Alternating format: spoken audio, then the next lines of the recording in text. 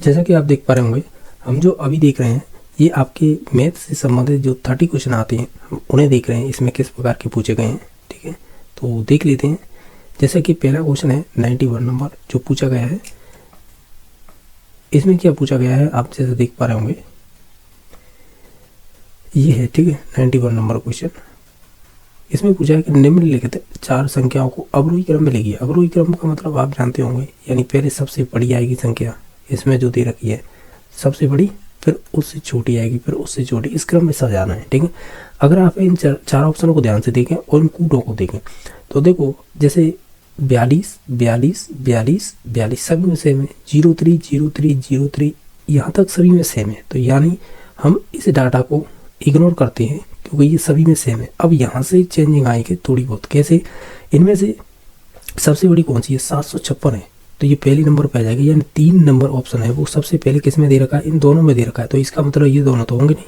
फिर इसके बाद इससे छोटी संख्या कौन सी है? इससे छोटी संख्या है वो 675 है, क्योंकि इसे इग्नोर कीजिए क्योंकि हमने ये 1 नंबर पे ले ली। यानी हम ये कहेंगे ये 3 नंबर ऑप्शन इसमें दोनों में दे रखा है। ठीक है, तो यानी इसे इग्नोर करेंगे। अब बचेंगे ये 3। इनमें सबसे बड़ा कौन सा लग रहा है? हमें लग रहा है 675। तो मात्र बी नंबर ऑप्शन में दे रखा है, फिर उसके बाद 2 आएगा, फिर 1 आएगा। तो ऑप्शन नंबर 2 सही हो जाएगा। आप अपने हिसाब से देख लें, मैंने तो डायरेक्टली बता दिया है। पीछे के जो क्रमांक दे रखे थे, सैकड़ा था यानी इकाई, दही, सैकड़ा, ये सभी, तो उस हिसाब से देख लिए। आप अपने हिसाब से देख लें। ठीक है, नेक्स्ट है 1 करोड़ किसके बराबर होता है? सिंपल है, 100 लाख। तो यानी ऑप्शन नंबर 1 दे रखा है, यानी 100 लाख बराबर होगा वो 1 करोड़ के बराबर होगा, ऐसे बोल सकते हैं। तो ऑप्शन नंबर 1 सही हो जाएगा। क्वेश्चन नंबर नेक्स्ट है, ये है आपका 93 नंबर क्वेश्चन। वो इस प्रकार पूछा है कि संख्या 5 करोड़ 9 लाख 4 हजार और 988 को अंकों में लिखने पर प्राप्त होगी। अगर देखें ना, आप एक एक ऑप्शन को देखिएगा। ये कह रहा है 9 लाख, जबकि यहाँ देखेंगे तो 90 लाख बैठ रहा है। हालांकि आप इकाई, दही, सैकड़ा या 10 लाख इस प्रकार भी देख सकते हैं, सभी अंकों को मिला के कि ये सही है या नहीं, उस हिसाब से भी। ठीक है, अगर देखें तो देखो यहाँ पर 90 लाख बैठ रहा है। यहाँ पे देखिए इकाई, दही, सैकड़ा, हजार, 10,000, लाख, 10 लाख, यानी हालांकि देखा जाए यहाँ पर 90 लाख सही बैठ रहा है, लेकिन ये कह रहा है 4,000। यहाँ पे देखें तो 49,000 हो रहा है, तो ये भी कट गया, ये भी कट गया। अब देखो इधर आके ये कह रहा था 4,000, तो यहाँ पे 4,000 ना हो गए। देखो इकाई, दही, सैकड़ा, हजार, 10,000, लाख, यानी ये 4 लाख पे अंक है, तो ये भी नहीं हुआ। तो ऑप्शन नंबर 4 सही हो जाएगा। 9 करोड़, ठीक है, 9 करोड़ 9 लाख 4,988, ये वाला ऑप्शन सही लग रहा है। ठीक है, तो यही राइट आंसर हो जाएगा। क्वेश्चन नंबर है 94, जो इस प्रकार पूछा है कि एक गांव की कुल जनसंख्या है 78,692, इनमें से 29,642 पुरुष हैं, यानी मेल है ये, और फिर उसके बाद कह रहा है 28,167 महिलाएं हैं, यानी ये फीमेल है। ठीक है, तथा शेष बच्चे हैं। तो बताओ बच्चों की संख्या कितनी है? यानी ये तो टोटल आपकी गांव की जनसंख्या है, जिसमें से पुरुष तो इतने हैं, महिलाएं इतनी हैं, तो बच्चों की संख्या कितनी होगी? तो आप एक काम कीजिएगा, इन दोनों को जोड़ लीजिएगा, इनमें से घटा लीजिएगा, जो आएगी वो शेष कह सकते हैं बच्चों की संख्या आएगी। तो करेंगे कैसे? जो आपकी 78,692 ये टोटल कह सकते हैं गाँव की संख्या है, जो जनसंख्या दे रखी है, ये बराबर हो जाएगी, क्योंकि हमें बच्चों की संख्या निकालनी है। आप अपनी तरफ से या तो इन दोनों को जोड़ के इसमें से घटा लीजिएगा, और मैं भी ऐसा ही करूँगा, पर मैं आपको स्टेप बता रहा हूँ कि ऐसे भी कर सकते हैं। तो ये 29,642 प्लस 28,167 प्लस ये बच्चे हो जाएंगे, क्योंकि हमें यही ज्ञात करने हैं। ठीक है, तो हम क्या करेंगे, इन दोनों को जोड़ेंगे। तो जोड़ने के बाद ये आएगी, इधर की तरफ होगी 78,692 बराबर हो जाएगी। इन्हें जोड़ेंगे तो करीबन आएंगे ये, देखो आप जोड़ लेना, मैं बता रहा हूँ 57,809, 57,809 ये प्लस बच्चे। अगर हमें बच्चों की संख्या निकालनी है तो 75 कर देंगे, इसको इसमें से घटा देंगे। अगर इसमें से इसको घटाएंगे, यानी जो 57,809 को घटाएंगे इसमें से, तो करीबन आप घटा लेना, यहाँ पे आएगी 12 में से 9 जाएगी तो 3, इधर रह जाएगी 8, और फिर 8 दूनी 16, यानी 8 बचेगी यहाँ पर रह जाएगी 7, ये 0 बचेगी। फिर उसके बाद इसमें से घटाएंगे तो 2, यानी करीबन जो बच्चे थे ना, उन जो कह सकते हैं गांव में, तो वो थे 20,883। बाकी मेल कितने थे? वो थे 29,642, फीमेल थी 28,167, और बच्चे थे 20,883। तो 20,883 किस ऑप्शन में? ऑप्शन नंबर लग रहा है मुझे 1 सही है ना, यही सही है, तो राइट आंसर यही हो जाएगा। और विभिन्न तरीके होते हैं, आप अपने हिसाब से कर लें। से ये कह रहा है शून्य में अगर 60 का भाग देने पर तो भाजक भागफल और शेषफल क्या होगा। तो हम जो सीखे हैं कैसे, जैसे शून्य है, इसमें हम 60 का भाग देंगे। जब भी हम जीरो में किसी भी संख्या का भाग देंगे तो जीरो आएगा, क्या जीरो बार ही जाएगा, ठीक है। और जीरो में से अगर जीरो का 60 से गुणा करेंगे तो भी जीरो आएगा, इसे घटाएंगे तो भी जीरो, यानी इसका मतलब समझ रहे हो। देखो ये जो होता है, ये तो होता है आपका भाजक, ठीक है, ये तो हो गया भाजक, ठीक है। जिसमें भाग देते हैं उसे कहते हैं भाज्य। इधर की साइड जो भी आता है ये आता है भागफल, ठीक है। और जो नीचे बचता है ये होता है शेषफल, जैसे रिमाइंडर बोलते हैं।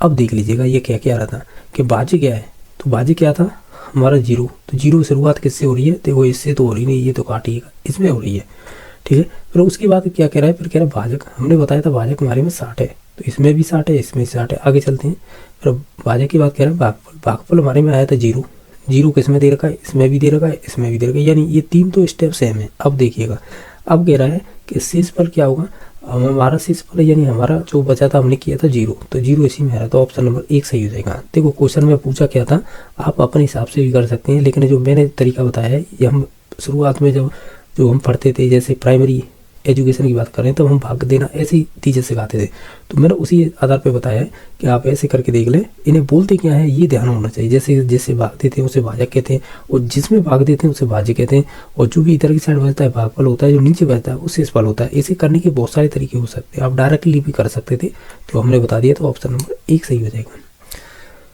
अब क्वेश्चन नंबर नेक्स्ट है 96, वो इस प्रकार पूछा है कि ये आपका 96 नंबर क्वेश्चन है कि 25 पैसे के अगर 15 सिक्कों का मान होगा बराबर किसके। ये आपको 4 ऑप्शन दे रखे हैं, उपरोक्त चारों में से गलत कथन कौन सा है, ये कूट दे रखे हैं। अब इनमें से बताइए गलत कौन सा है।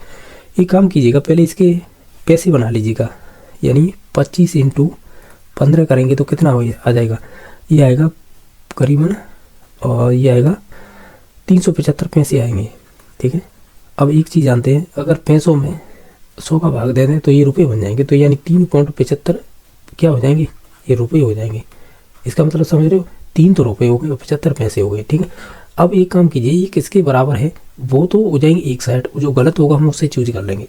तो देखो आप इस सभी को देख लें, जैसे ये कह रहा है 1 रुपये के 3 सिक्के और 25 पैसे के 2 सिक्के। अगर 1 रुपये के 3 सिक्के है तो ये 3 रुपये तो ये हो गए, 25 पैसे के 2 सिक्के हैं तो ये कितने पैसे हो गए 50। तो यानी हम ये कहेंगे, क्या कहेंगे कि हमें यहाँ पे मान बराबर किसके है, तो ABC इनके हो जाएगा हमें। लेकिन लास्ट में पूछा था गलत कौन सा है, तो वो यही ऑप्शन हो जाएगा, कौन सा, 4 नंबर। क्यों हो जाएगा, वो इसलिए हो जाएगा, अगर आप A B और C इनको देखेंगे तो इनके सभी के 3 रुपये 75 पैसे निकल के आ रहे हैं तीनों के, ठीक है, जबकि 4 नंबर ऑप्शन के आ रहे थे 3.5 रुपये, तो इस वजह से ये गलत था, ठीक है। तो ऑप्शन नंबर 4 सही हो जाएगा। आप अपनी तरफ से भी देखना कैसे करना है, मैंने जो आसान तरीका है वो बता दिया है। नेक्स्ट है कि भिन्नों को आरोही क्रम में सजाइएगा। एक शुरुआत का क्वेश्चन देखा था वो अवरोही था, ये आरोही, यानी ये है कि सबसे छोटी संख्या, ठीक है, फिर उससे बड़ी, ठीक है, इसके बाद आएगी उससे बड़ी, यानी इससे बड़ी, जो हम बात कर रहे हैं इससे बड़ी, फिर इससे बड़ी, इस प्रकार हमें सजाना होगा, ठीक है। छोटी से बड़ी की हो जाना है, सिंपल सा लॉजिक ये है। तो आप ये काम कीजिएगा, देखो इनको करने के बहुत सारे तरीके हैं, या तो आप इनमें सभी में 0 लगा के भागते के देख लीजिएगा, समझ रहे हो, पॉइंटों में आएगा, लेकिन आपको आसानी होगी। देखो जैसे मान लीजिए हम पहला ऑप्शन लेते हैं, अगर हम 2/9 में भाग दें, मैं समझाने के लिए हम इसमें 0 रख लीजिएगा, तो ये आएगा 0.22। ऐसे ही है 1 है 1/3 है, तो अगर इसमें हम 0 जोड़ लें तो ये इसका कहेंगे, अगर हम भाग देंगे तो आसानी होगी इसे करने में, तो हम ये कहेंगे इसका आएगा 3 तरह करना हो, पॉइंट आएगा 3, ठीक है। इसी प्रकार है आप जो 5 है इसमें 0 बढ़ा के 8 का भाग दे लीजिएगा, जो 3 नंबर ऑप्शन है, यानी 3 नंबर दे रखा है, तो इसमें देंगे तो करीबन ये आएगा 8 × 6 = 48, तो ये आएगा 0.625। और जो 30 में अगर 4 का भाग देंगे तो समथिंग आएगा 27, तो ये आएगा करीबन 0.75। तो ओवरऑल या तो आप 0 रख लीजिएगा, उसे आधार पर कर लीजिएगा, ये 0 ना रखे तो पॉइंट लगा के भी कर सकते हैं, वो अपने ऊपर डिपेंड है, कैसे भी कर लीजिएगा। अब देखिएगा इसमें से सबसे छोटी कौन सी लग रही है, देखो ये 0.22 है, ये 0.33 है, ये 0.62, ये 0.75। तो सबसे छोटी लग रही है हमें 2/9। तो 2/9 किसमें, इसमें भी है, ठीक है। इससे बड़ी कौन सी लग रही है, 0.33। तो 0.33 का मतलब 1/3। तो ये इसमें है, इसमें भी है। आगे चलते हैं, इससे बड़ी कौन सी लग रही है, हमें लग रही है 62, यानी 0.62 है, वो वाली है 5/8। तो ये वाली फिर इसके बाद ये छोटी हो ही जाएगी। तो ऑप्शन नंबर 1 सही हो जाएगा। बाकी इसमें गलत दे रखी थी ग्राम, ठीक है। तो ऑप्शन नंबर 1 हो जाएगा। आप अपने हिसाब से कर लें या क्रॉस मल्टीप्लाई करके भी देख सकते हैं। जैसे 3 दूनी 6 और 9 1 9, यानी ये वाली संख्या इससे बड़ी है। इसी प्रकार देखिएगा, क्रॉस मल्टीप्लाई करेंगे इनमें 8 1 8, 3 5 15, यानी इसका मतलब हो गया ये वाली संख्या इससे बड़ी है। किसी 1/3 से 5/8 बड़ी है। ऐसी क्रॉस मल्टीप्लाई इसमें करके देखिए, ऐसे भी क्रम निकाल सकते हैं, लेकिन ये आसान होता है ऐसा कर, ठीक है। नेक्स्ट देख लेते हैं। अब ये कह रहा है 98 नंबर क्वेश्चन कि 5 पेंसिलों का मूल्य है वो इतने रुपए है, तो 2 पेंसिलों का मूल्य कितना होगा। आप इसे किसी भी तरीका से कर लीजिएगा, ठीक है। 2-3 तरीके हैं, उससे भी करेंगे तो भी हो जाएगा, ठीक है। जैसे ये कह रहा है कि 5 पेंसिलों का, यानी 5 पेंसिलों का मूल्य कितना दे रखा है। ये कह रहा है 3 सही 3/4। ये मिश्र भिन्न है, साधारण में बदल देंगे तो 3 चौक 12 3 15, यानी 15/4 हो जाएगा, ठीक है। ये हो गया। अगर हम एक पेंसिल का मूल्य निकालें, मैं हिंदी में लिख देता हूँ, ऊपर इंग्लिश में लिख दिया, कोई बात नहीं। तो हम ये हो जाएगा 15/4, और जो 5 है थी ना, तो वो नीचे चली जाएगी। तो हम 5 से इसे काट देंगे 3 बार, यानी 3/4 आ जाएगा एक पेंसिल का मूल्य। अब ये कह रहा था कि हमें चाहिए 2 पेंसिलों का मूल्य। तो आप क्या करेंगे, तो 2 पेंसिलों का मूल्य है तो आप 3/4 में 2 का गुणा कर दीजिएगा। तो 2 से ये कटेगी तो ये आएगी 3/2। 3/2 किसमें, ऑप्शन में 3/2, ऑप्शन नंबर बी सही हो जाएगा, ठीक है। देखो हमने किया गया था कि 5 पेंसिलों का मूल्य दे रखा था, ये इसे भिन्न को हमने साधारण भिन्न में चेंज किया, ये मिश्रित भिन्न थी, तब आया था 15/4। अब ये 5 पेंसिल का था, हमें केवल एक पेंसिल का मूल्य पता पड़ जाएगा, तो उसमें 2 का गुणा करके हम डायरेक्टली निकाल सकते हैं कि 2 पेंसिलों का मूल्य कितना है। तो हमने एक पेंसिल का मूल्य निकाला, तो हमने क्या किया, 15/4 में गुणा किया था 5 का, यानी बट्टे में आएगी ये, तो यानी 4 के में जाएगी ये बट्टे में। तो इसे काटेंगे तो ये आएगी 3/4। अब हमें 2 पेंसिलों का मूल्य चाहिए, इसमें कह रहा था 2 पेंसिलों का मूल्य कितना होगा, तब हमने 3/4 में 2 का गुणा कर दिया, जिससे आया था 3/2। यही होगा आपके 2 पेंसिलों का मूल्य। तो ऑप्शन नंबर बी सही हो जाएगा। नेक्स्ट है, इसमें पूछा है कि निम्न में से कौन सा कथन सही है। तो हम ये कहेंगे एक अभाज्य संख्या नहीं है, सही बताना था ना। देखो एक अभाज्य संख्या नहीं होती है, 2 अभाज्य संख्या नहीं है, तो ये भी गलत है। एक संयुक्त संख्या, ये गलत है। हम कहेंगे एक संख्या, एक यानी एक अभाज्य संख्या नहीं है, एक सिंपल सा लॉजिक ये है, ना तो ये भाज्य होती है ना ही अभाज्य होती है, ठीक है। तो हम ये कहेंगे ऑप्शन नंबर 1 सही हो जाएगा। यानी आप ऐसे बोल सकते हैं, कैसे बोल सकते हैं, 0 जो होती है ना ही तो ये भाज्य होती है ना ही अभाज्य होती है, बल्कि एक ये कह सकते हैं प्राकृतिक संख्या हो सकती है, क्योंकि 1 से स्टार्ट होती है। पूर्ण संख्या हो सकती है, पूर्णांक परमेय या वास्तविक संख्या ये हो सकती है, लेकिन इसे अभाज्य नहीं कहेंगे, ठीक है। तो ऑप्शन नंबर 1 सही हो जाएगा। शायद ये NCERT बुक में दे रखा है, ये नहीं पता है 6 में दे रखा है या 7th 8, इसमें यही कथन दे रखा है, एक जो है ना तो भाज्य होती है ना अभाज्य होती है, ठीक है। जो NCERT की जो 6, 7, 8 क्लास की जो बुकें चलती है ना मैथ की, उसमें दे रखा है ये। नेक्स्ट है कि 720 के अभाज्य गुणनखंड क्या होंगे। तो सिंपल है, आप 720 लिखिएगा, जो हमने प्राइमरी लेवल पर सीखते थे, जो भी गुणनखंड कैसे करते हैं, 2 का भाग देंगे, फिर इससे छोटे आ जाएगा, और यहाँ पर बचेगी ये 360 हो जाएगा, फिर 2 का, फिर ये 8 और 0 180 बचेगी, फिर 2 का, ये 90, फिर 2 का। तो ऐसे क्रम करेंगे ना, तो लास्ट में जाके इसके गुणनखंड निकल के आएंगे, वो हो जाएंगे 2 2 2 2, यानी 2 4 बार, 3 2 बार, 1 5 बार। तो ऑप्शन नंबर इसका डी सही हो जाएगा। आप खुद से भी देखना करके इसी प्रकार कर लेंगे तो भी हो जाएगा। नेक्स्ट है कि इसमें से संख्याओं को, जैसे 425 है तथा 476 का महत्तम समावर्त क्या होगा, यानी मसपा, यानी इसमें मिनिमम कॉमन फैक्टर कौन सा है वो देखना है। जैसे 425 है तो 425 को सिंगल, और इधर की तरफ 476 है, इसमें देखिएगा इनमें से कॉमन फैक्टर क्या आएगा। तो आप इनमें भाग देंगे ना, तो इसमें 17 कॉमन आएगी, तो ऑप्शन नंबर सी सही हो जाएगा। जैसे हम देखें 5 का भाग देंगे, 58 40 होता है, 25 होता है, 17 का भाग देंगे, 17 5 85 होता है, सही है ना, तो सही है। फिर से 5 का भाग देंगे तो ये 1 आ गया, 1 तक लेके आना होता है। तो देखो अब इधर देख लेते हैं, इसको 2 से ही काटेंगे शुरुआत, फिर ये 3 और 8, फिर 2 का देंगे तो 1 1 और ये 9। अब ये कितना हो गया 119। अब 17 का भाग देंगे तो 119,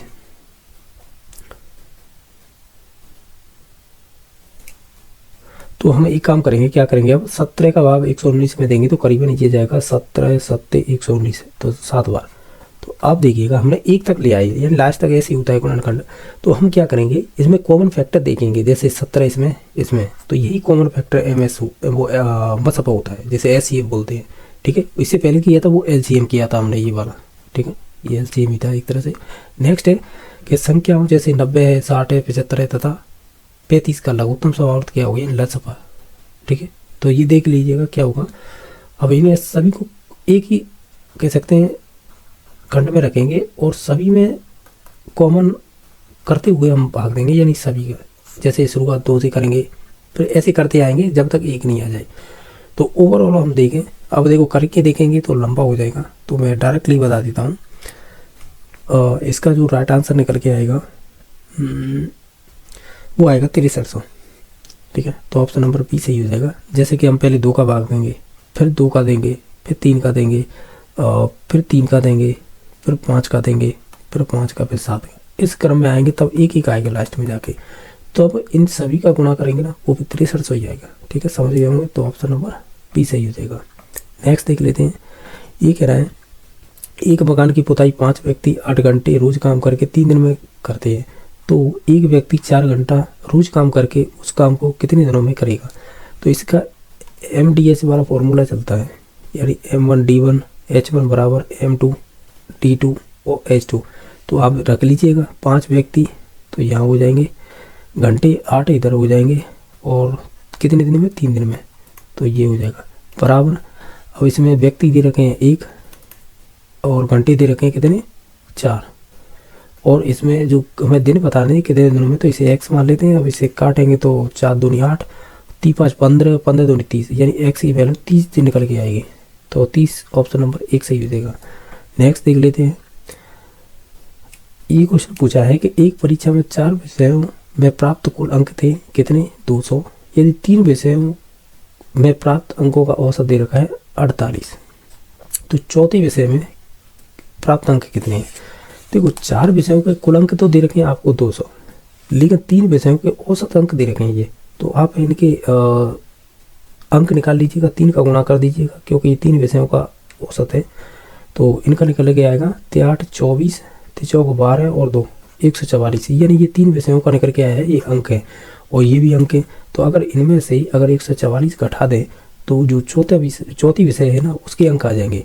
तो इसमें से घटाएंगे तो 6 और ये बचेंगे 9 5 और ये तो 1 था ही, तो यानी 56 अंक बचेंगे। ठीक है, जो चौथी विषय में आएंगे ना वो 56 अंक आएंगे, तो ऑप्शन नंबर डी सही हो जाएगा। अब नेक्स्ट देख लेते हैं, ये कह रहा है एक व्यक्ति ने साइकिल को 935 रुपये में 10% लाभ आप बेच दी, तो उसने वो साइकिल कितने रुपए में कर दी। तो हमें CP बताना है, यानी कॉस्ट प्राइस बोल सकते हैं या ऐसे ही क्रय मूल्य बोलते हैं एक तरह से। तो आप एक ही काम कीजिएगा, 935 इंटू इसने कितने कह सकते हैं लाभ प्राप्त हुआ 10, यानी 10 का मतलब वो 110 हो जाएगा। 100 आप क्रय मूल्य मानते हैं तो 100/110 कर लीजिएगा। यानी ये होता है जो लाभ हुआ ना उसे नीचे रखेंगे ना, इससे डायरेक्ट इसका यानी कह सकते हैं हम कि ये कह सकते हैं कि जो भी आपको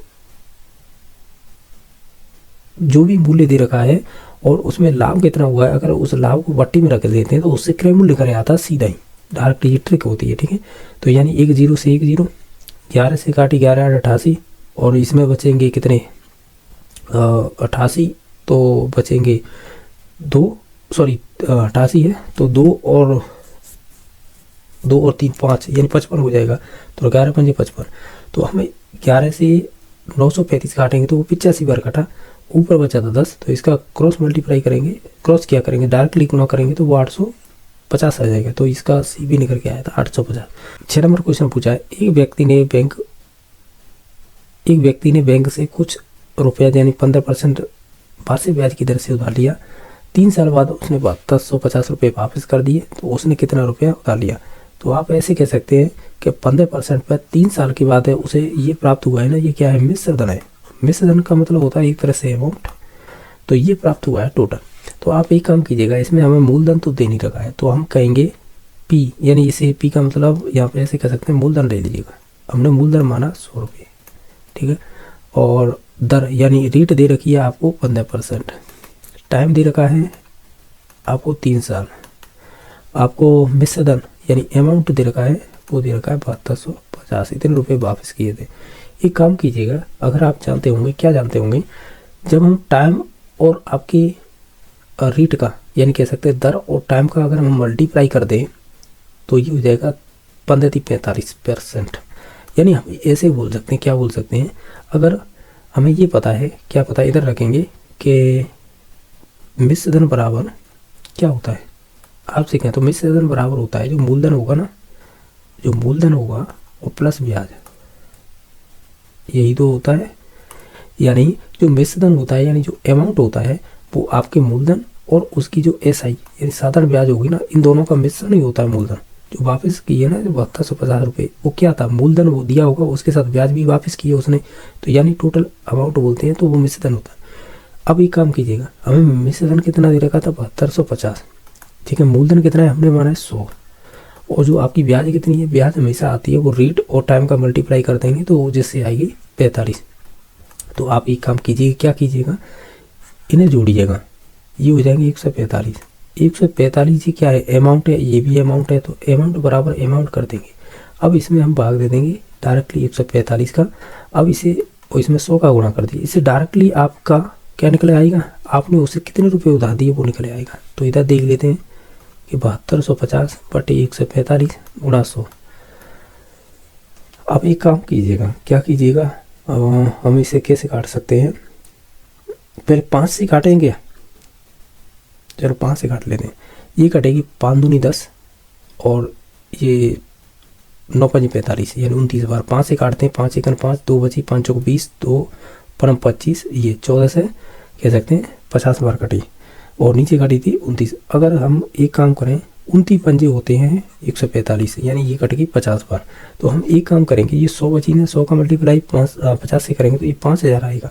तो हम ये कहेंगे जो उधार दी गई राशि थी या कितना रुपया उधार लिया था उसने 5000। तो ऑप्शन नंबर कौन सा है, ऑप्शन नंबर 1 सही हो जाएगा, ठीक है। इसके अन्य भी तरीके हो सकते हैं, मैंने तो शॉर्ट तरीका ये लिख के बताया नहीं, मैं तो डायरेक्टली ये करता 45 वो 15 × 3 45, यानी हमें पता पड़ गया कि इतनी टाइम और साधारण टाइम और रेट का मल्टीप्लाई करेंगे तो ये साधारण ब्याज आ गई। इसमें अगर हमें मूलधन नहीं दे रखा है तो 100 और जोड़ लीजिएगा, डायरेक्टली 145 हो गया, ये हमारा क्या हो गया, मिश्रधन यानी अमाउंट। और यही अमाउंट बराबर दे रखा है इसकी, तो इसके बट्टे में रखेंगे 145 और मैं मूलधन यानी उधार दी गई राशि याद करनी थी, जो मानी थी हमने 100, उसका 100 का मल्टीप्लाई करेंगे तो वो निकल के आएगा 5000। फिर आपने जैसा सीखा है आप वैसे भी कर सकते हैं। क्वेश्चन नंबर नेक्स्ट है जो है 107 नंबर, वो इस प्रकार पूछा है कि 500 रुपये का 6 महीने का 8% की छमाही दर से ब्याज क्या होगा। तो वो ये PTR बटे 100, PTR बटे 100 होता है, यानी ऐसा ही बराबर PTR बटे 100 कर लेंगे। तो P यानी मूलधन 500 रुपये दे रखा है और T यानी समय दे रखा है आपका 6 महीने। अब एक चीज़ ध्यान रखना, इसमें ये छमाही का मतलब समझ रहे हो, यानी छमाही में एक किस्त बनती है, ऐसे कह सकते हैं छमाही की दर से हमें ज्ञात करना है, इसमें दे रखा है तो एक ही मानेंगे, ठीक है। और बाकी परसेंट कितनी है 8 है और पट्टी में 100, तो हम ये करेंगे 00 से 00 8 40, यानी जो छमाही हमें पूछी नहीं ब्याज की दर वो कितनी होगी 40 होगी। तो ऑप्शन नंबर डी सही हो जाएगा। और आप अन्य तरीके से भी कर सकते हैं, जरूरी नहीं है आप इसे 1 वर्ष कर लीजिएगा और छमाही की 2 किस्त कर लीजिएगा, उससे आएगा इसका 20 का दुगुना करेंगे 2 किस्त का तो 40, उस प्रकार भी कर सकते हैं, वो डिपेंड करता है आप कैसे करेंगे, ठीक है। नेक्स्ट है 108 नंबर क्वेश्चन कि एक व्यक्ति एक्स है, ठीक है, 100 रुपये की वस्तु को 10% की हानि से व्यक्ति को वाई को बेच देता है, वाई उस वस्तु को 10% लाभ से व्यक्ति जेड को बेच देता है। तो जेड ने किस मूल्य पर वस्तु जेड को, यानी वाई ने किस मूल्य पर यह वस्तु जेड को बेची थी। तो एक काम कीजिएगा कि एक तो एक्स है, एक वाई है और एक जेड है। ये कह रहा है कि एक्स ने 100 रुपये की वस्तु को 10% की हानि से व्यक्ति वाई को बेची, यानी 100 रुपये की चीज़ है और 10% की इसमें हानि कर लीजिएगा तो ये 90 की हो जाएगी, ठीक है। फिर क्या कह रहा है, वाई उस वस्तु को 10% लाभ पर व्यक्ति जेड को बेचता है। अब यहाँ पे है 10% लाभ पे बेच रहा है ये, ठीक। तो इसका 90 का फिर 10% लाभ करेंगे तो 110/100, 00 से 00, यानी ये आपको जेड को 99 रुपये में बेचेगा। तो ऑप्शन नंबर बी सही हो जाएगा। यही पूछा था भाई ने किस मूल्य पर वस्तु जेड को बेची, तो वो 99 रुपये की बेची। तो ऑप्शन नंबर बी सही हो जाएगा। अब क्वेश्चन नंबर नेक्स्ट देख लेते हैं, जो है 109 नंबर। अब ये 109 नंबर इस प्रकार पूछा है आपसे, ये कह रहा है कि निम्न वस्तुओं में से कौन सी समतल होगी, यानी समतल मतलब सीधी फ्लैट सी हो, तो वो कागज ही होगा। बाकी गिलास की बात करें तो गिलास तो एक तरह से शंक्वाकार होता है, शंक्वाकार बोल सकते हैं या बेलनाकार अगर देखें तो। बाकी गेंद तो आपकी गोले के समान होती है, गोला बोल सकते हैं। और बेलन तो बेलन की बात करें तो बेलनाकार ही होगा बेलन तो, जैसे बेलन इस प्रकार का होता है। ठीक है, तो ऑप्शन नंबर 1 सही हो जाएगा, जो समतल थी। नेक्स्ट है, अब ये बताना है कि सत्य कथन बताना है इसमें से। ठीक है, जैसे कि ये कह रहा है किसी एक बिंदु से गुजरने वाली 2 किरणों से बनी आकृति को कोण कहते हैं। तो ये बात तो सही है, जैसे आपने देखे होंगे न्यून कोण देखे होंगे, तो ये किरण दोनों गुजर के जाती है, ये थीटा कोण है, ये न्यून कोण है। ठीक है, तो ये तो बिंदु हो जाएगा, कोई भी मान लीजिएगा, ये किरण है। ठीक है, ये भी किरण है, इधर जा रही है, ये भी किरण है। तो कुछ ने इस प्रकार पूछा था कि किसी एक बिंदु से गुजरने वाली 2 किरणों से बनी आकृति को कोण कहते हैं। तो निश्चित तौर से ये बात सही है। किन्हीं 2 रेखाखंडों से घिरी हुई बंद आकृति को त्रिभुज कहते हैं। तो ये भी बात सही है। जैसे मान लीजिएगा एक ये रेखाखंड खींच दिया, एक ये खींच दिया और एक ये, तो ये त्रिभुज बन गया ना। तो हम ये कह सकते हैं, क्या कह सकते हैं, तो किन्हीं 3 रेखाखंडों से घिरी हुई बंद आकृति को त्रिभुज कहते हैं। ये भी बात सही थी, ये भी सही थी। तीसरा नंबर ऑप्शन है किन्हीं 3 रेखाओं से घिरी आकृति को त्रिभुज कहते हैं, ये वाला गलत हो जाएगा। ठीक है, यानी हम ये कहेंगे ये वाला जो कथन है ना, ये गलत हो जाएगा। यानी 3 रेखाओं से घिरी हुई आकृति को नहीं कहेंगे, 3 रेखाखंडों से घिरी हुई बंद आकृति को आप त्रिभुज कहेंगे, ना कि रेखाओं के। ठीक है, तो ये वाला गलत है। बाकी आयत की आमने सामने की भुजाओं की लंबाई समान होती है, प्रत्येक कोण समकोण पर होता है, ये बात सही है। आयत की आमने सामने की भुजाएं समान होती हैं। ठीक है, और ये प्रत्येक कोण होता है वो 90 डिग्री के समकोण पर काटता है।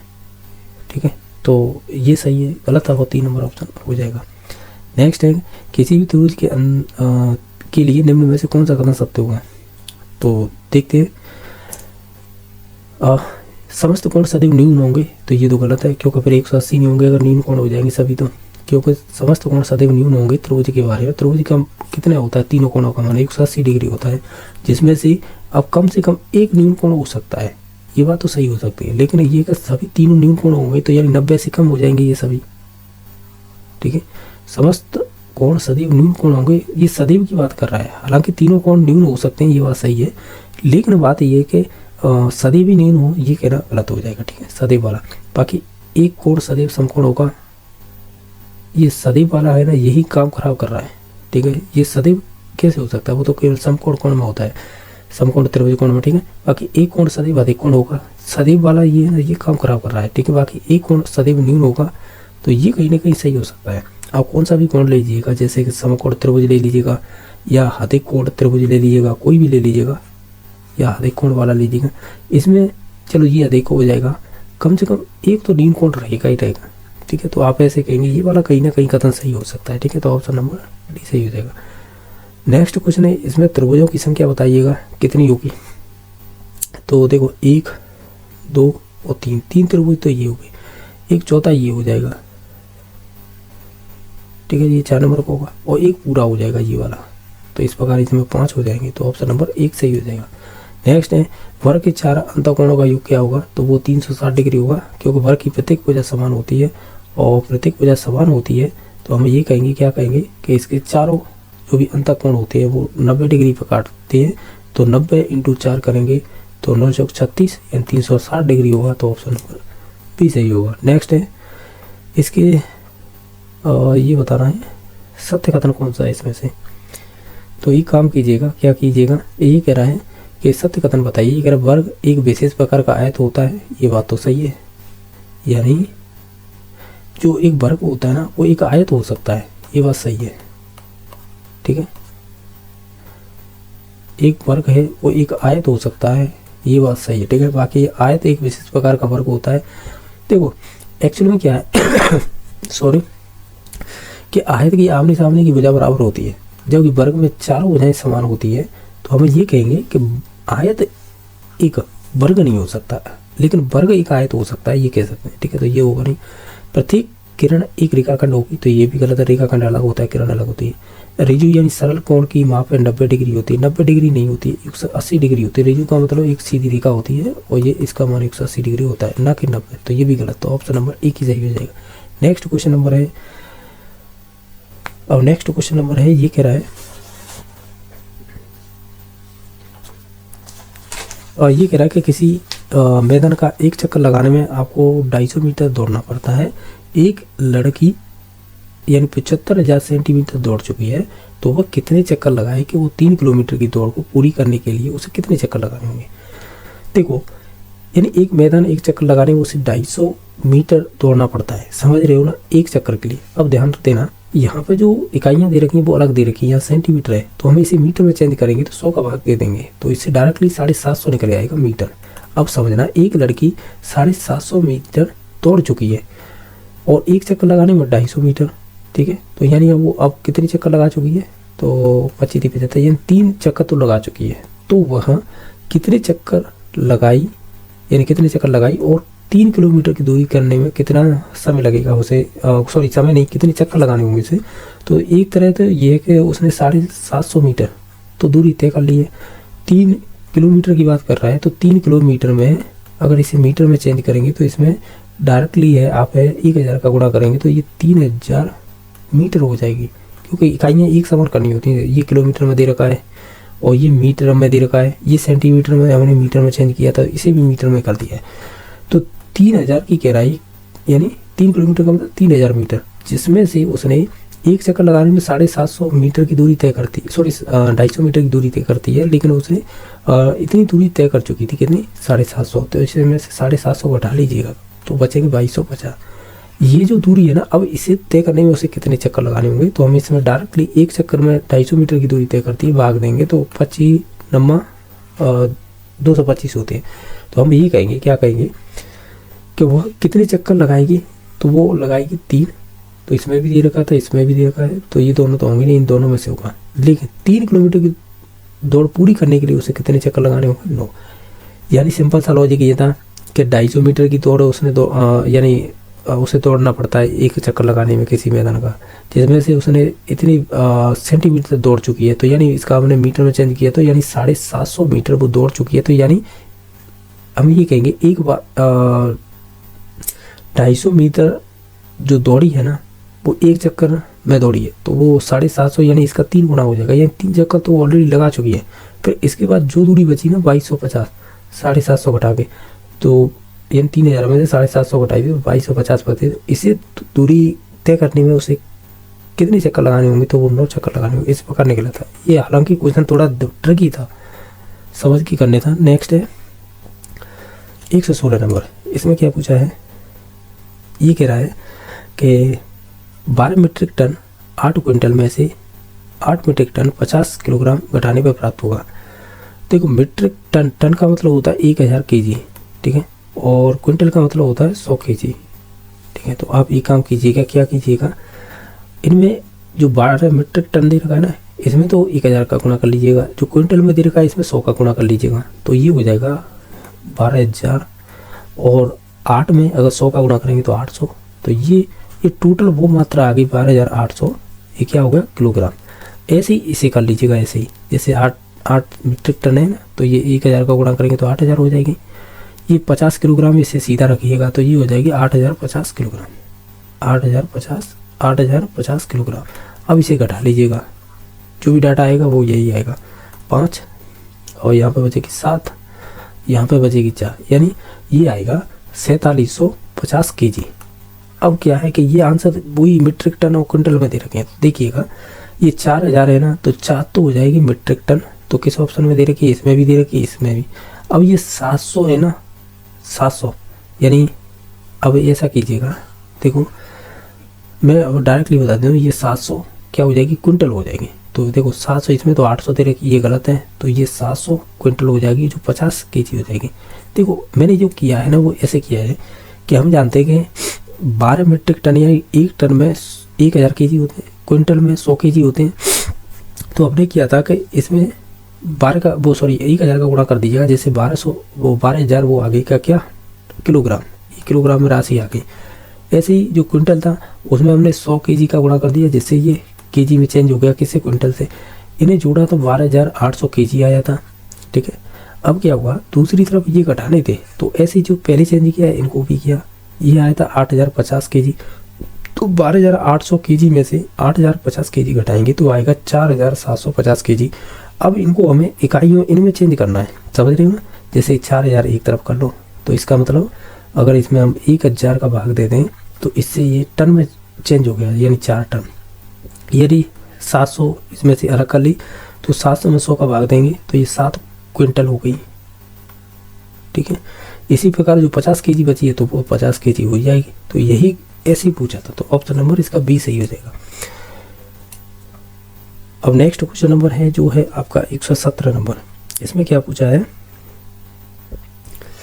ये कह रहा है कि एक टंकी में 400 लीटर पानी आता है, इनमें से 12 लीटर और 500 मिलीमीटर पानी काम में ले लिया, तो शेष पानी समान क्षमता में 25 डिब्बों में भरा जाए तो प्रत्येक डिब्बे की क्षमता क्या होगी।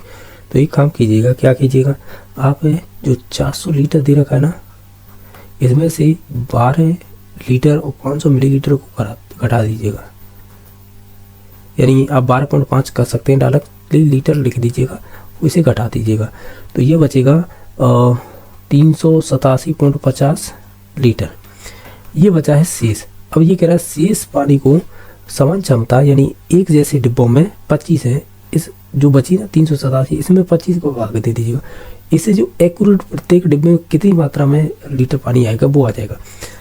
तो इसे 25 यानी 387.5 में अगर 25 का भाग देंगे तो कितना आ जाएगा, 25 ठीक है, तो करीबन आ जाएगा ये 15.5 लीटर, इतना आ जाएगा समान मात्रा में। यानी तो इसमें कहीं दे रखा है कि ये दे रखा है 15.5 का मतलब वही है 15 लीटर 500 मिलीलीटर, ठीक है। तो ऑप्शन नंबर सी सही हो जाएगा। हमने क्या किया था, 400 लीटर पानी दे रखा था, उसमें से इतना हमने काम में ले लिया, तो ये घटा दिया ना 12.5 लीटर, तो बचा कितना 387.5 लीटर। वो कह रहा है कि इन 25 डिब्बों में भरा जाए, तो 25 को भाग दे दीजिएगा, प्रत्येक कह सकते हैं डिब्बे में 15.5 लीटर बोल सकते हैं, या 15 लीटर 500 मिलीलीटर इतना पानी आएगा प्रत्येक डिब्बे में, ऐसे भी कह सकते हैं। तो ऑप्शन नंबर सी सही हो जाएगा। क्वेश्चन नंबर नेक्स्ट है, घड़ी में बड़ी सुई किसी भी अंक से ठीक अगले अंक तक पहुंचने में लगने वाले समय के लिए निम्न में से कौन सा असत्य होगा। तो आप एक काम कीजिएगा, क्या कीजिएगा, बड़ी सुई का मतलब क्या होता है, मिनट की सुई। तो निश्चित तौर से कोई भी, जैसे मान लीजिएगा ये घड़ी है 12, 1, 2, 3, 4, 5, 6, 7, 8 और 9, 10 और 11, तो बड़ी वाली जो सुई है मान लीजिएगा 12 पे, यानी मिनट की सुई 12 से 1 तक आने में ना कम से कम कितना 5 मिनट का समय लगता है, ठीक है। ये बात सही है। तो ये कह रहा है कि पहला ऑप्शन तो हमें पूछा क्या था, इसमें असत्य पूछा था, गलत, तो ये बात तो सही थी। अब बाकी ये देखिएगा 300 सेकंड का मतलब ये है कि 1 मिनट में 60 सेकंड होती है, ठीक है। तो 5 मिनट है, इसमें 60 का अगर हम गुणा कर दे तो इससे सेकंड बन जाएंगे, तो ये 300 सेकंड हो जाएगी, तो यानी ये भी बात सही है। अब ये कह रहा है 1/12 घंटे लगते हैं, तो एक काम कीजिएगा, इसका लॉजिक ये होता है, हम जानते हैं कि अगर 5 मिनट थी, अगर इसके घंटे बनाए तो हम क्या करेंगे, 60 का भाग देंगे, सीधी सीधी बात है, क्योंकि 60 मिनट में 1 घंटा होता है, तो हमने सीधा 60 मिनट का भाग दे दिया। तो देखो 5 से काटेंगे तो 1/12 ही आएगा, तो ये क्या हो गए, घंटे। तो हम ये कहेंगे ये भी बात सही है, लेकिन 5 मिनट में 1 घंटा तो हो ही नहीं सकता है, तो ऑप्शन नंबर इसका फिर राइट डी नंबर होगा। ओवरऑल समझे होंगे, मैंने एक एक चीज़ समझाई है इसमें जो दे रखी थी। तो आप तो एक काम कीजिएगा कि कभी भी मिनट की सुई है एक अंक से दूसरे अंक पर आती है, तो निश्चित तौर से वो वहाँ पे 5 मिनट का अंतर होता है, तो उसमें देखो 5 मिनट कहिएगा, 300 सेकंड कहिएगा, 1/12 घंटे, ये तीनों एक ही बात है, ठीक है। बस इकाइयाँ चेंज की गई हैं, बाकी 1 घंटा तो हो ही नहीं सकता, तो इसका राइट आंसर यही हो जाएगा जो हमें असत्य पूछा था, 1 घंटा तो कभी नहीं बनेगा। नेक्स्ट क्वेश्चन नंबर है, एक आयताकार कह सकते हैं मैदान की लंबाई दे रखी है मीटर में 60 मीटर, चौड़ाई दे रखी है 40 मीटर, उसके चारों ओर बाहर की तरफ है 5 मीटर चौड़ाई घास लगाई जाए तो घास लगाने की जगह का क्षेत्रफल ज्ञात कीजिएगा। अच्छा, जैसे मान लीजिएगा ये 60 मीटर क्या है लंबाई है इसकी, और इसकी चौड़ाई दे रखी है 40। ठीक है, अब ये कह रहा है कि इससे 5 मीटर, यानी इधर की साइड 5 मीटर, इधर की साइड 5 मीटर और इधर की साइड 5 मीटर क्या लगा रहा है, ये चौड़ाई घास लगाई जाए। ठीक है, तो आप कीजिएगा, देखो 5 ही तो इधर बढ़ेगी, 5 ही इधर बढ़ेगी, 5 ऊपर बढ़ेगी, 5 ही नीचे बढ़ेगी, यानी ओवरऑल देखा जाए ना, जो लंबाई है वो 60 से बढ़कर 70 हो जाएगी मीटर, और जो चौड़ाई दे रखी थी 40 वो बढ़कर हो जाएगी 50। ये ध्यान रखिए। आप एक काम कीजिएगा, अब ये काम कीजिएगा, हमें पूछा था घास लगाने वाले जगह का क्षेत्रफल। क्षेत्रफल होता है लंबाई गुणा चौड़ाई होता है आयत का, तो 50 गुणा 75 का, वो 50 गुणा 70 कर लेते हैं। ठीक है, और 40 गुणा 60 कर लेते हैं। इससे क्या होगा कि अगर हमने ये वाले बाहर वाले गुणा किए, यानी 70 इंटू 50, तो 7×5 35, यानी 3500 आएगा मीटर स्क्वायर आएगा ये। और इसे करेंगे तो 6×4 24, यानी 2400 मीटर स्क्वायर ये आएगा। अगर 3500 में से अगर हम 2400 घटा दें तो इसका मतलब वो क्षेत्र बचेगा जहाँ पर घास उगाया जाएगा। तो 3500 में से अगर 2400 घटाएंगे तो कितना बचेगा, 001 यानी 1100 वर्ग मीटर बचेगा। तो वर्ग मीटर 1100 वर्ग मीटर किस में दे रखा है, ऑप्शन नंबर सी में, तो यही राइट आंसर होगा। ठीक है, नेक्स्ट है 120 नंबर क्वेश्चन, वो इस प्रकार पूछा है। ये कह रहा है कि एक आयताकार चित्र के फ्रेम में, या फ्रेम जिसकी एक्स की लंबाई दे रखी है, एक्स लंबाई दे रखी है फ्रेम की 90 सेंटीमीटर, चौड़ाई दे रखी है 70 सेंटीमीटर, और एक वर्गाकार फ्रेम वाई की भुजा दे रखी है वो 80 सेमी, तो निम्न में से कौन सा कथन सत्य होगा। देखो आयत की ये दे रखी है लंबाई, ये दे रखी है चौड़ाई, वर्ग की दे रखी है भुजा की, यानी वर्ग की भुजा मान लेते हैं ए, तो ये दे रखी है 80 सेमी। ठीक है, तो हम क्या करेंगे इसमें सत्य बताना था। तो एक काम करते हैं, ये कह रहा है कि दोनों फ्रेमों एक्स तथा वाई का परिमाप 320 सेमी के बराबर होगा। जैसे आयत का परिमाप होता है 2 इंटू लंबाई प्लस चौड़ाई, ये होता है आयत का परिमाप। ठीक है, और वर्ग का परिमाप होता है 4 इंटू ए। तो देखो ए का मान दे रखा था यहाँ पे 80, तो हमने 4 इंटू 80 करेंगे तो 8 चौक 32, 320 सेमी, ये आ रहा है ना सेमी। ठीक है, और अगर हम आयत के परिमाप की बात करें तो ये हो जाएगा 2 इंटू लंबाई कितनी दे रखी है 90 सेंटीमीटर प्लस चौड़ाई दे रखी है 70 सेंटीमीटर, तो इन दोनों को जोड़ेंगे तो ये हो जाएगा 160, 160 का दोगुना करेंगे तो कितना होगा 320 सेंटीमीटर। हम ये कहेंगे, क्या कहेंगे, जो भी आयत दे रखा था उस फ्रेम की लंबाई दे रखी, चौड़ाई दे रखी, और एक वर्गाकार भी दे रखा था बाई जिसकी भुजा दे रखी थी 80 सेंटीमीटर, तो इनमें से कौन सा कथन सत्य होगा, वो 4 नंबर कथन सही हो जाएगा। यानी ये कह रहा है दोनों फ्रेमों जैसे एक्स और वाई का परिमाप 320 सेंटीमीटर के बराबर होगा। ठीक है, समझे होंगे, दोनों फ्रेमों की बात कर रहा था ये। ठीक है, यानी वर्ग का भी वो आयत का, तो ये बात सही है। बाकी दोनों फ्रेमों के एक्स और वाई का परिमाप बराबर, ये वो 320 वर्ग सेमी हुआ। वर्ग सेमी इकाइयाँ गलत होती हैं, तो आप जानते होंगे जब भी हम परिमाप की बात करते हैं तो जो इकाइयाँ दे रखी होती है, चाहे वो मीटर हो सेंटीमीटर हो, वही रहती है। ये कह रहा है कि फ्रेम वाई का परिमाप इतना आएगा 6400, परिमाप कहाँ से आ जाएगा, परिमाप तो वो आएगा 320। बाकी है फ्रेम एक्स का परिमाप 6300, ये भी नहीं होगा, यानी ये गलत थे। ए बी सी जो सही होगा वो होगा डी नंबर ऑप्शन। देखो जहाँ तक मैंने सभी क्वेश्चनों को समझाने की कोशिश की, अगर कोई क्वेश्चन गलती हो रही है तो निश्चित तौर से बता सकते हैं। बाकी वीडियो देखने के लिए धन्यवाद।